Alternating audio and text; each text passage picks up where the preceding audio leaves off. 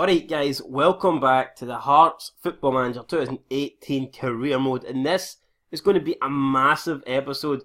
Actually, scratch that, the next two episodes are going to be massive because I'm not sure how this has worked out, but I think it's due to the just congestion of fixtures that Celtic have had. But our next two games are league games against Celtic, so we're going to be playing Celtic consecutively, back to back. And that's two massive 6-point games back to back. So our next two games, it's like a 12-pointer. It's fucking insane. I mean, we could be absolutely laughing after the next two games, or we could be like crying our eyes out and, you know, ready to hang up the rope. It's going to depend. Hopefully it's not the latter. But like I said, man, these next two games are absolutely massive. But before we get into that, we need to go over a couple of results from the last time we were playing, which was against Dundee United. So then you can see, last time we were out against Dundee United, we bounced back with a lovely 4-0 victory after two disappointing results against Hamilton and St Johnstone away. So that got us back to winning ways, which was good. But then the game after that, very disappointing. We drew at home with Ross County. Took a late lead through Kyle Lafferty in the 76th minute. But Davis Kellier done equalised for County 11 minutes of time, and we were unable to get back in front, so that was disappointing. Jamie Walker did get an 8.5, which was good because he hasn't been playing well lately, so it was nice to see Jamie Walker put in a good performance. After that, we were travelling to Pataudry, and to be fair, I'm really happy we actually got something out of this game. I thought my formation, managers were beginning to, like, you know, suss me out and shit like that, so I thought, you know what we're going to do? We're going to completely change the formation, going to completely change personnel for this Aberdeen game. I went 3 at the back with 2 wing backs, 2 defensive midfielders, 1 attacking midfielder and 2 up front, and it just didn't work.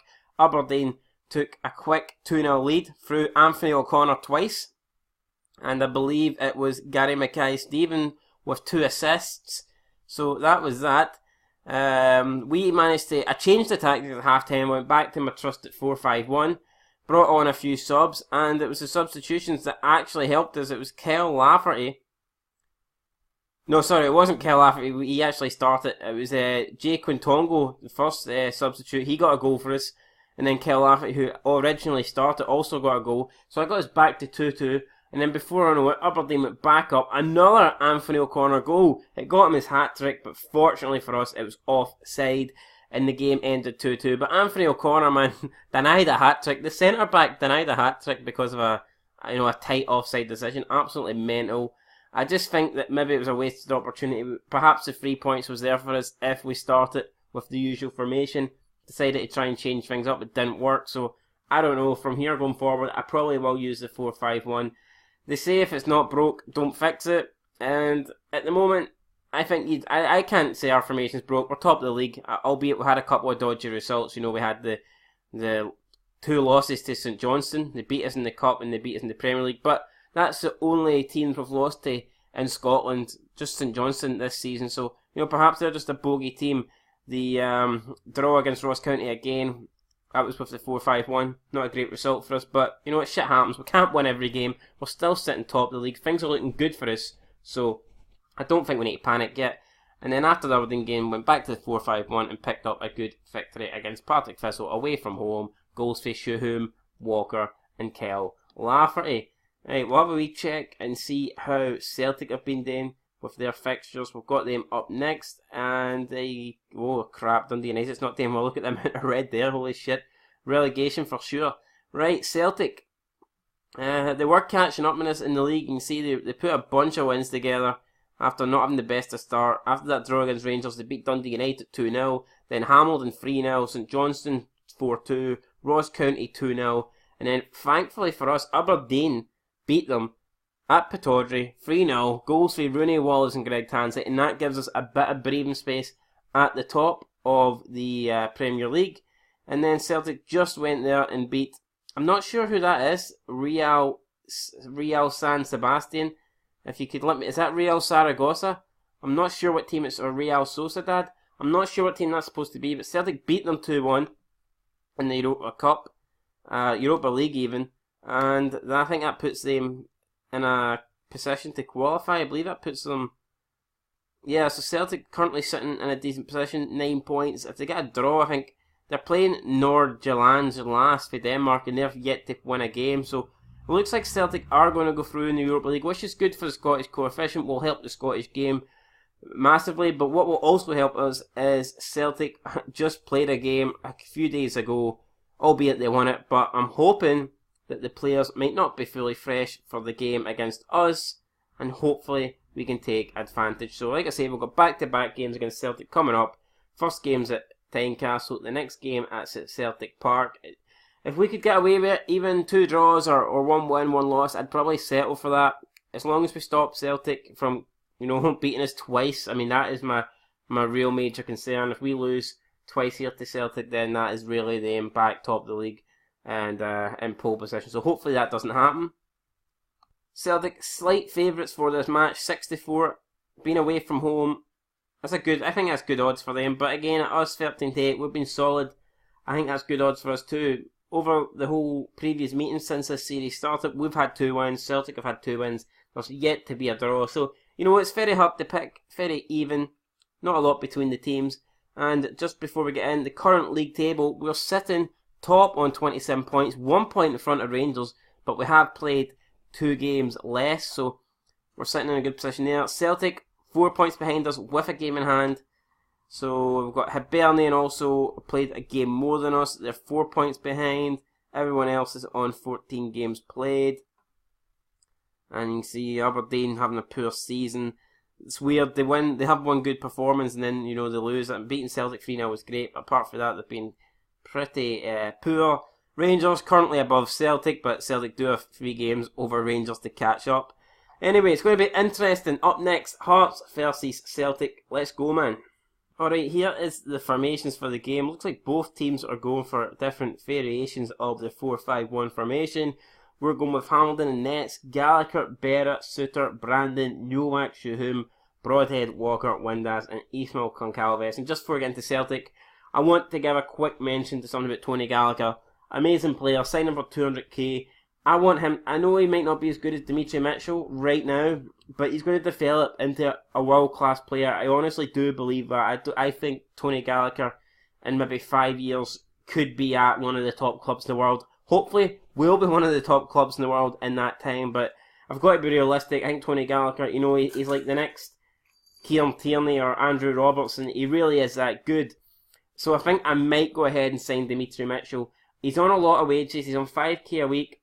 But I don't think it would be that bad a move from us because we did get him on a free. So whatever we can sell Dimitri Mitchell for, we would be profiting. But I can't justify paying Dimitri Mitchell 5k a week. It's a lot of money, even if he was starting every game. But if he's not going to be starting every game, it's just, I can't justify paying the 5k. So let me know down below, actually, I put up a vote.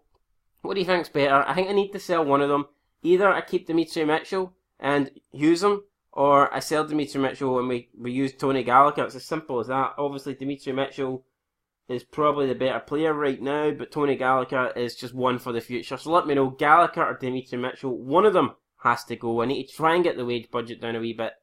Try and get the finances looking a bit better, so let me know which one you think deserves to stay. I think Tony Gallagher. I want to keep Tony Gallagher.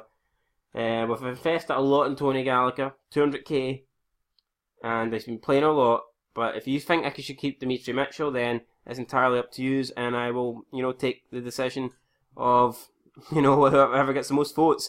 Right, as for Celtic, they've got their new signing for last season, Rono, in nets, back four, Tierney, Siminovic, Lustig, Sabali, Bitten just in front of them, midfield double of Armstrong and Icelanker, Suber and Alowski out in the wings, and Lee Griffiths up front. On the bench, they've got Gordon, Siviachenko, Sinclair, Plea, McGregor, Scott Brown, and James Forrest. What a game this is going to be. I'm hoping we get off to a good start. I honestly believe it is crucial that we go out here and not lose, man. I don't want to be negative and just set up for the draw. I'm not doing that, but at the same, I think the most important thing out of this game is not to lose it rather than win it. If that's a negative mentality, if that's Craig Levein mentality, then maybe he's rubbing off me, because he did give us a great 4-1 victory over Hamilton at the beginning of the Scottish Premiership season. Talking about 4-1 victories, I'd absolutely love a 4-1 victory today, but unfortunately I am a realistic person, and I understand the likelihood of that happening is not very high. 10 minutes into the game, Celtic have had 3 shots, we've yet to register anything, and that's a wee bit worrying. No highlights yet though, as of yet, so perhaps their chances have not been that good. We should try and encourage players to try more long balls forward. You know what, perhaps we should. You know, realise we're up against a superior team. Maybe we should try and play Route 1 football. I mean, who knows? Josh Windass fouls there. Oh, Lee Griffiths a shot off target, and they go now 4 shots to Celtics. We've only got 0, so not good. Have a quick look at the tactics here. Maybe we can change something up. Try and get us in the game a wee bit more. I'm not quite sure what I could do to do that. Maybe if we're being overrun in the middle, while I bring Walker down a bit. I think we might do this. I don't think this has been too negative at all. I just think I'm being a bit realistic here and trying to, I don't know, open up opportunities. Right, we'll keep Walker there for now, even though he's not really suited to that CM role. He's not a centre midfield player, but we're going to put him in there for now, and we will keep an eye on what happens. But I just think we're losing that midfield battle at the moment. Even though we've got more possession, Celtic creating chances. So we will just, you know, put him in there, see if we can get more of the ball, see if we can actually create something up front. With 33 minutes in, Celtic 5 shots. We've still yet to register a target. Still yet to register anything. Let's see if we can shout to the Hearts players, man, because this is no happening. Play out of defence. Well, work ball into the box. Well, I think we'll hit early crosses here. And run at defence. We'll clear the ball to the flanks as well. There you go, man. We'll try that. See if we can, I don't know, try and get a bit forward here. We're going to run at the defence. Oh no, it's Lee Griffiths. He's running at Jack Hamilton. Oh no, that's shocking. Jack Hamilton did get a touch on it, but he's not kept it out, and I believe that's a massive mistake there from the goalkeeper. Not much has been made of it. I don't even think Football Manager's acknowledging it, but Craig Gordon got a very weak hand on it. Nowhere near enough though to keep it out. And unfortunately it's went in, and 6 shots to 0, man. We're just being totally outplayed here, yet to create anything. And this is not good.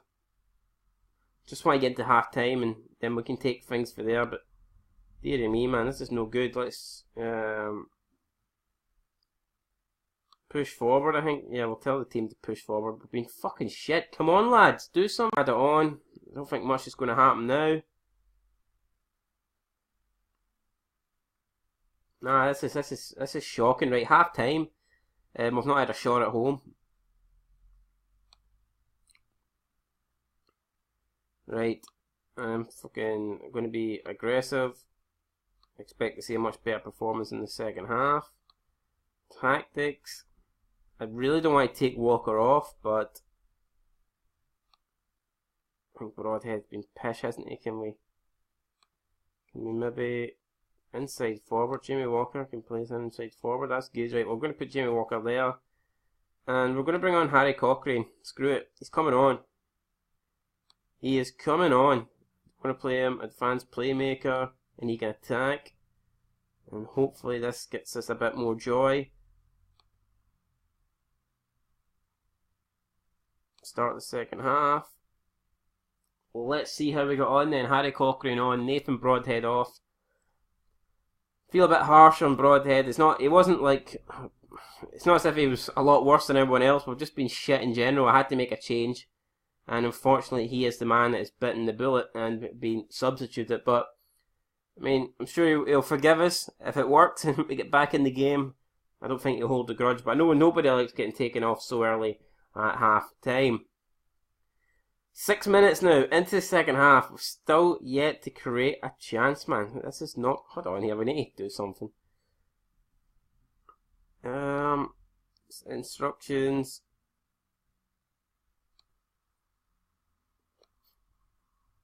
Hit early crosses. More direct passing. Yeah, let's go.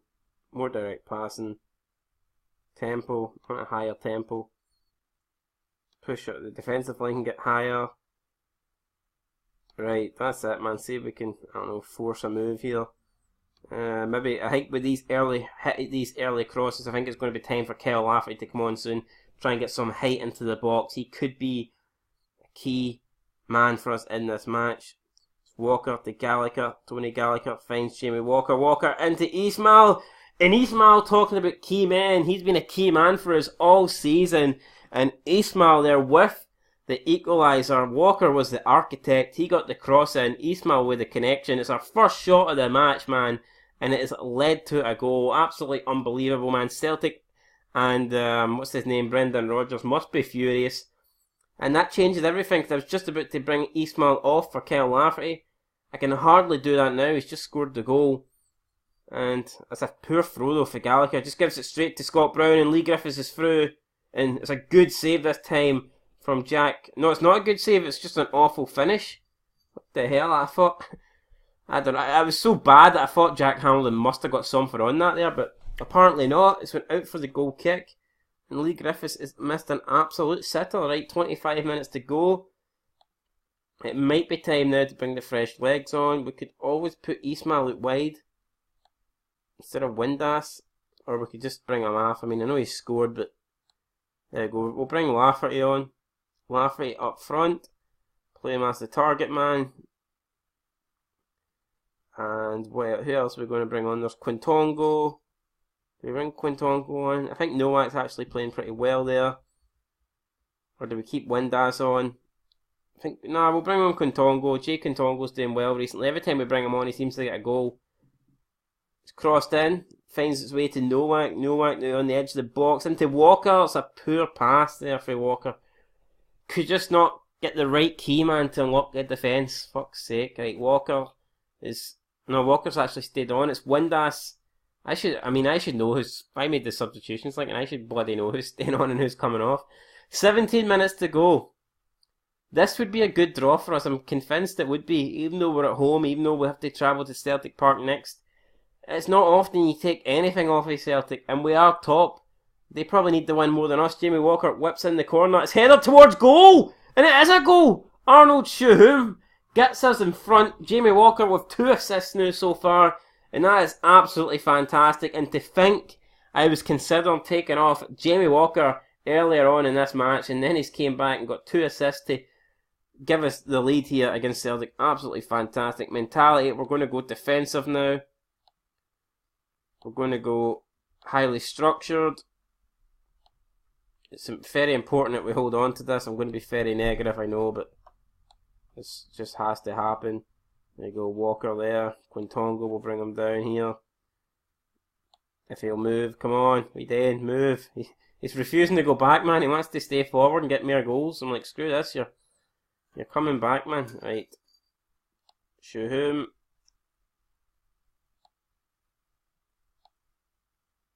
Here we go. No subs left. That's what we're going to have to go with at the moment. But, yeah, man, that should get us done, I think. I mean, I'm very happy with how things are going. And actually, I think we'll make an all-wee change with the tactics. In terms of the instructions, we're just going to waste time. So we're going to waste time. We're going to go narrow, I think. We're going to sit deep. Just pump ball into the box. Run at defence. So yeah, we'll try that. More direct passing. And we want to be more disciplined as well and stay on feet and stick to positions. There you go, man. Changing a lot of things here. Maybe I'm giving the team too much to take in at the one time, but desperately don't want to throw away this win. And we're 5 minutes away from picking up 3 points in a game that, let's be honest, that first half it looked like we were absolutely going to get nothing out of this.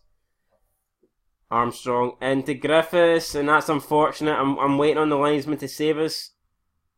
I don't think he's going to. Celtic have equalised 2 minutes for time. And it was very poor, man. We just let Armstrong play a pass right into Lee Griffiths. Holy shit, now Celtic with another opportunity. Has this, us going so defensive, could have cost us. Alright, Cochrane finds Lafferty. What can Lafferty do here? The big man, Kyle Fane. Spreads it over to Quintongo. Quintongo to Jamie Brandon. Lofts it up. Headed away. Nowak. Through to Lafferty. Lafferty's onto it. Oh, what a goal! Fucking kill Lafferty, man. You absolute legend. Pandemonium, man. The Hearts fans are going mental. Look at that. All the maroon and white shirts bouncing up in the air. Fucking fantastic. Jesus Christ. Right, let's get on contain. Bloody hell. I mean, I was thinking the worst there when I seen another highlight. I'm thinking, shit, man. Celtic's going to steal this one 3-2. And somehow we actually hit the goal. Absolutely mental, man. 2 minutes and 17 seconds to go. Can we hold on? I mean, we probably don't deserve this, but who really cares about what we deserve? We're about to pick up 3 points on shit. Sinclair crossed it in, headed away for Berra. And that's it. The referee blows the full-time whistle, and we've done it. It's not the best performance I've ever seen. It's not how I want it to win, but screw it, man. It is 3 points, and it is absolutely fantastic stuff, man. Delighted with that. A superb comeback. And I don't know, man. Lafferty came on there, getting the winner. You can never count that guy out. To be honest, he's not had the greatest season. He can't really get into the team. Ismail's been playing so great, and I was beginning to think his days are numbered.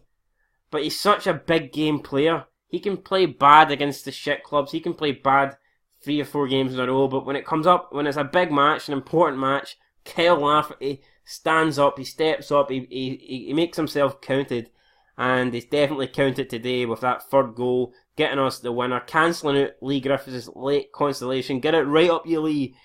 Hearts 3, Celtic 2, and now we are way in front here at the top of the league. And that's what I like to see, man. Absolutely fantastic. Absolutely fantastic. I'm sure Rodgers will be scratching his head at how he's lost that, but I'm happy. There you go, 5 games without losing. Fantastic, man. I can't think any other words to say, but I just can't believe it. I'm delighted. Yeah, we weren't in the races, I'll be honest, man enough to admit it. Did we deserve the win? Probably not. But I'm going to say we deserved it anyway, because we stuck in there. We played well in the end. I mean, because let's be honest, we could have been about 3-0, 4-0 down at half time. So I think for us to get back in the game, second half was a lot more even. And I think in a way we did deserve the win, because we stuck together, we stayed in the game, we kept the tie alive at a time where it was all Celtic. So, you know what, fantastic performance. First half was poor. Second half, some tactical changes, man, and we were absolutely fantastic. Delighted with that. And what have we got here? Even for what some people call a discounted 300, I'm so Connor Wickham. Apparently we're in the hunt for Connor Wickham. Highly doubt it. He's on 45k a week, and there's just no way that we're going to be able to afford that. Do you remember though, Connor Wickham at a time was considered to be like a world member? People were saying, oh, a world-class player, could he scored a few goals for Sunderland? Insane, right? We've got the draw here for the Scottish Cup 4th round. Excited for this. Things are going absolutely fantastic for us at the moment. Can we get a decent draw here? Hopefully a home tie against a lesser known team. There's our feeder team, Airdrie. They've been drawn against Kilmarnock if they get past Stenhousemuir, that is. Motherwell getting Stirling or Peterhead. Rafe taking on Montrose. Hibernian against Dunfermline. We'll put Void at Hibs, which is pretty good. Stranraer, we take Stranraer. Stranraer taking on Forfar. St Johnstone, I mean, they're the only team to beat us this season. I'd rather avoid St Johnstone to beat us in the Cup and the League. Last thing I want is to tie them again. Aberdeen are taking on Queen of the South. Rangers, let's avoid Rangers. We have a terrible record against Rangers. Ayr United, we take Ayr. Ayr are getting Morton. Celtic, right, we don't want Celtic.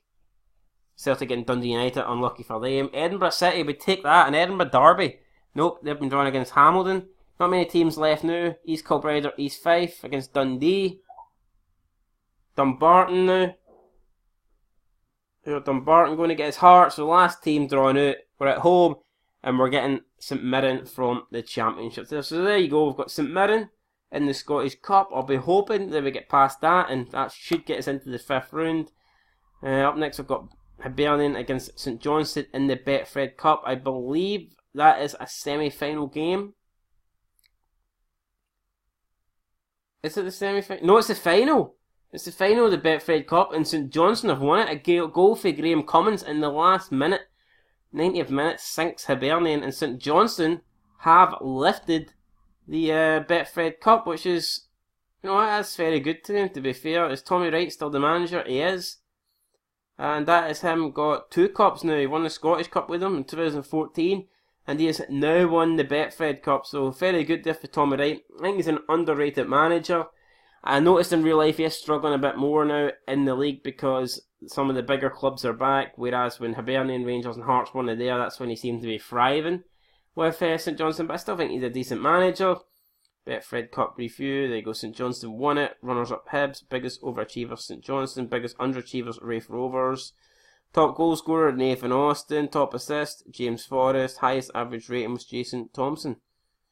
Alright, there you go. Best match was Morton against, don't even know who that is. Peterhead, there you go. So, and obviously our run can continue. So, alright guys, that's going to do it for this episode. Absolutely fantastic. Next time up, we'll be taking on Celtic again, this time at Celtic Park. I'd love it if we can get a win, but, I mean, let's be realistic. I think it's going to be a lot harder. We struggled there in the first half, and if we play like that at Celtic Park, the game could be over by the time we get to half-time. So we need to be a lot better, especially in the first half. But if we play to the top of our game, then I'm sure we can get another positive result against them.